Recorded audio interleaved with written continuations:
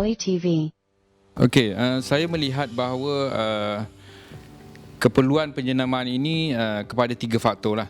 Okey, yang pertamanya saya namakan dia sebagai keperluan evolusi politeknik itu sendirilah secara keseluruhannya, dan yang kedua saya namakan dia sebagai kepentingan untuk persaingan lah, maknanya persaingan. Dan yang ketiga, penjenamaan ini penting untuk akses maklumat, pencapaian maklumat yang terus kepada bidang pengajian di sini. Itu 3 faktor. Kalau saya boleh kupas tentang faktor yang pertama, tentang evolusi. Politeknik ini daripada yang pertama sehingga politeknik yang ke-36, tempohnya dah 50 tahun.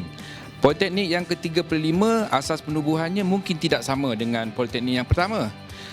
5 atau 10 politeknik yang pertama, dia jenamanya dah begitu kuat. Politeknik Ongkor Umar contohnya, kan? Sebut Politeknik Ongkor Umar ada 3 program asas dalam kejuruteraan ditawarkan di sana bersama program bisnes. Jadi lulusan SPM memang tahu bahawa Politeknik Ongkor Umar contohnya dah begitu kuat untuk mereka melanjutkan pelajaran. Jadi dalam rancangan Malaysia untuk pembangunan seterusnya, politeknik ini bermula mungkin RMK 10 kalau tak salah saya, pembangunan dia lebih kepada niche area. Jadi bagi saya adalah lebih baiklah politeknik ini dijenamakan mengikut niche area. Jadi kita dikenali dengan niche area direct, sebab kita tidak ada lagi program-program lain di sini selain daripada niche area kita maritim. Jadi nama Maritime Technology Academy at PBD itu menggambarkan secara keseluruhan Politeknik Bagan Datuk ini. Yang kedua, persaingan. Era awal penubuhan politeknik dengan sekarang dia berbeza, jauh sangat berbeza. Dahulu tidak ada persaingan daripada institusi swasta. Kalau kita lihat di daerah kita sendiri, termasuk daerah Manjung lah, yang terhampir dengan kita, UniKL menawarkan program maritim. Bagaimana kita nak bersaing dengan mereka jika kita tidak ada jenama yang kuat, kan? Jadi kita mulakan dengan jenama dan kita isi pengisian jenama itu dengan kualiti kita.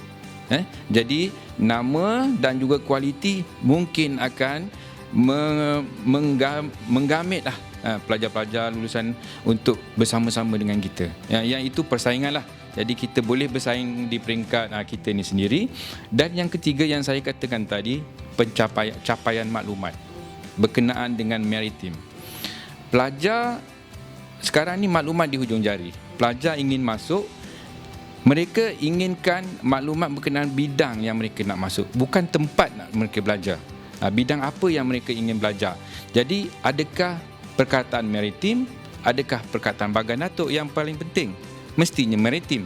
Jadi kita rasanya jenama Maritime Technology Academy itu apabila dalam search engine, Google search atau lain-lain untuk pelajar melanjutkan pelajaran dalam bidang maritim, itulah keyword yang mereka guna pakai, maritim. Begitu juga pihak industri mencari graduan untuk bekerja. Dia akan search graduan dalam bidang maritim, bukan graduan daripada Politeknik Bagan Datuk. Jadi bidang maritim itu menjadi keyword untuk kita mencari maklumat.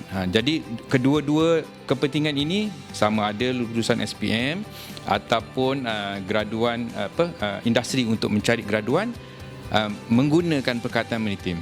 Jadi itulah saya harap dengan penjenamaan Maritime Technology Academy at Politeknik Bagan Datuk atau sebutannya MTech itu memberi satu jenama yang kuat lah untuk kami, untuk PBD, MTech at PBD ini bergerak lebih maju lah. Itu harapan saya lah dengan penjenamaan yang kita usahakan ini.